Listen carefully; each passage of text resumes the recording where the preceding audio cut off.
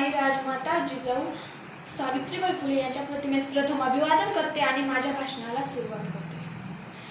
अज्ञानाच्या अंधाराची रात्र काळी होती, अज्ञानाच्या अंधाराची रात्र काळी होती, दिला प्रकाश ज्ञानाचा तोच क्रांतीज्योती सावित्रीबाई फुले होती, तोच क्रांतीज्योती सावित्रीबाई फुले होती। सन्माननीय व्यासपीठ, आदरणीय गुरुजन आणि माझ्या प्रिय विद्यार्थी मित्र मैत्रिणींनो, आज दिनांक 3 जानेवारी म्हणजेच महिला मुक्ती दिन।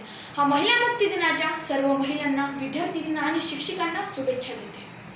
हा महिला मुक्ती दिन आज आपण का साजरा करत आहोत? कारण आजच जन्म झाला होता महिलांना अज्ञानाच्या बेड्यांमधून मुक्त करणाऱ्या ज्ञानज्योती क्रांतीज्योती सावित्रीबाई फुले यांचा। सावित्रीबाई फुले या महाराष्ट्रातील, भारतातील पहिल्या स्त्री शिक्षिका होत्या, ज्यांनी स्त्री शिक्षणासाठी आपले संपूर्ण आयुष्य खर्च केले ते म्हणजे सावित्रीबाई फुलेच होत्या।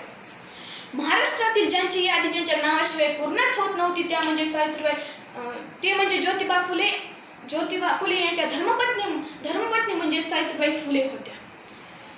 3 जानेवारी 1831 रोजी जन्मलेल्या सावित्रीबाई वयाच्या अवघ्या 9व्या वर्षाच्या असताना त्या विवाहबद्ध झाल्या।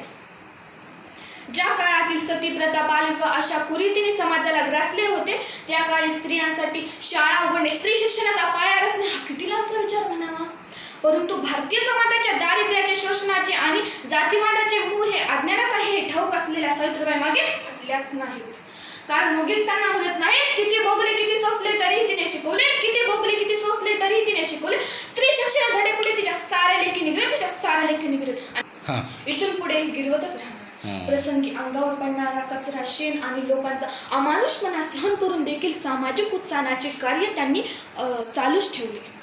अत्यंत दयनीय अवस्था असलेल्या विधवांसाठी आश्रम चालवणे, स्त्री भ्रूण हत्या रोखण्यासाठी बालकांसाठी आश्रम चालवणे अशी कितीतरी कार्य या माऊलीने आपले कर्तव्य समजून पार पाडले। महिला, बालके, दलितांच्या उद्धारासाठी 24 सप्टेंबर 1873 रोजी सत्यशोधक समाजाची स्थापना ज्योतिबा फुले आणि सावित्रीबाई यांच्या दाम्पत्याने केली।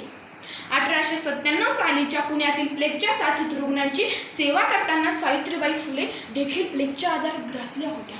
शेवटी 10 मार्च 1897 रोजी ही महाराष्ट्राची क्रांतीज्योती अनंतात विलीन झाली, ज्यांची जयंती आज आपण महिला मुक्ती दिन म्हणून साजरा करतो। एवढे बोलून माझे भाषण संपवते। जय हिंद, जय भारत।